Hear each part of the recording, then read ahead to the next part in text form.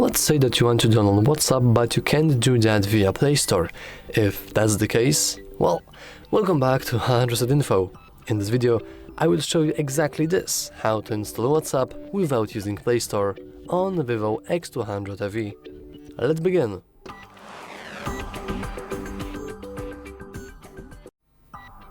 And luckily the process of doing that is very simple. All you want to do is you want to head into some sort of browser.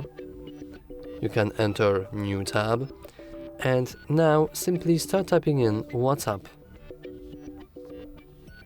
Keep doing that until a little WhatsApp download appears, or of course you could type in manually everything. Now you want to find and locate official whatsapp.com application. Let's click that. And as you can see here we have two options. We can get it on Google Play, which will transport us into Google Play Store, which we don't want to, or we can click download WhatsApp directly. So let's click that. Let's hit download anyway, and let's hit open. Now we want to install this application,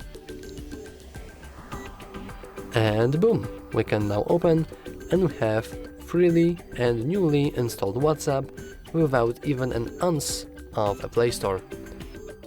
So yeah, that's all for this video. If you found it useful, remember to like and subscribe. Thanks for watching.